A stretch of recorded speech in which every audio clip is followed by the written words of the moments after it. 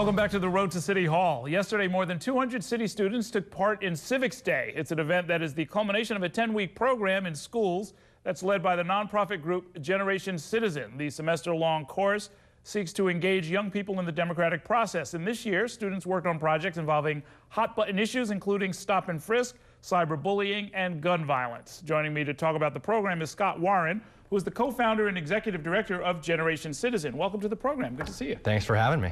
Tell us a little bit about Generation Citizen. You decided that this was something that we needed because the old civics curriculum seems to have gotten forgotten.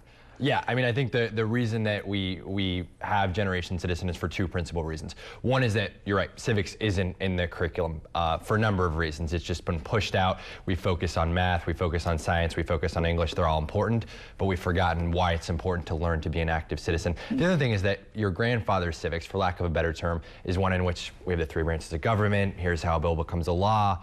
And we want kids to learn about the political process through actually taking action on issues they care about. So that's what yesterday at Civics Day at the Smithsonian Museum for the American Indian was all about. It was about young people who had chosen issues they cared about and learned about the political process and making change through actually taking action on those issues. There was a particular program that I think some of the kids at like Fordham High School were involved in, and it involved stop and frisk, one of the real hot button topics. Right. What did they do? What did they talk about? Well, a lot of stop and frisk is a hot button issue for a lot of students. And we had Councilman Robert Jackson there, and he was talking about it. It's an issue dear to his heart, and we had it. The student up at Fordham, actually, one of the students in the class had a family member that had died because of gang violence too, because of gun violence, and so that's something that happens in a lot of our classrooms. Is you know, obviously that type of violence is a problem in New York, and so what we try to tell our students is there are ways that you can take action very locally. So we might not be able to stop gang violence or get guns off the streets in New York City, but what this class actually did is met with the security officers at their school and tried to establish an official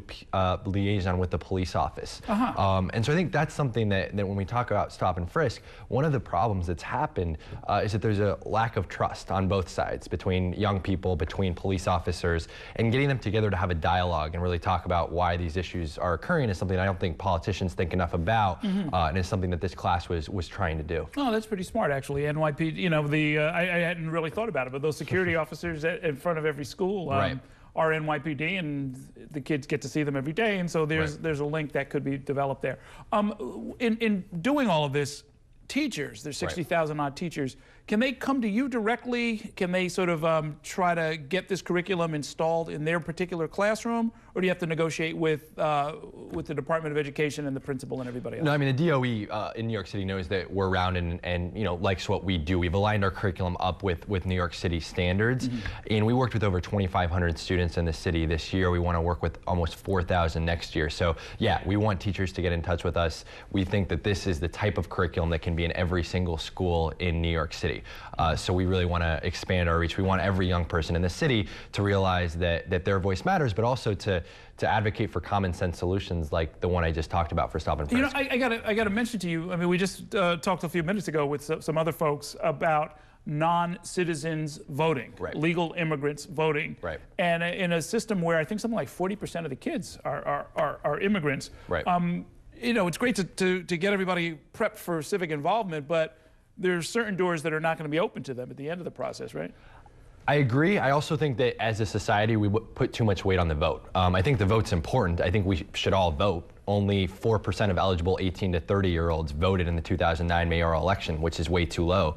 But there's also other ways for young people to get involved. Specifically on immigration, a lot of the people that have clamored for the debate that's happening in Washington, D.C. right now aren't citizens. They're immigrants. But they've made their voice heard because they're so loud. So what we're trying to tell our students is there's a whole host of ways that you can get involved.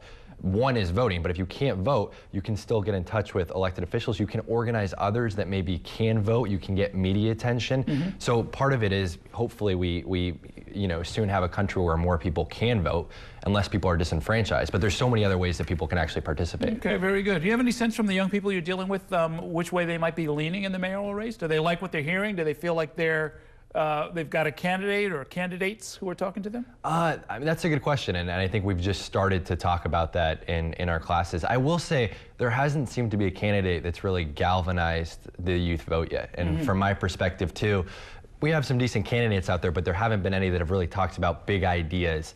that might influence young people. So I would encourage all of them to really think about, well, how can we reach out to young people so more than 4% of 18 to 30-year-olds participate in this election? Well, you know what? I'd like to do the same. If it's a 4% participation, maybe we can see if we can bump that up, maybe even double it this year. Let's do it. Okay, good enough. To learn more about this program, go to generationscitizen.org.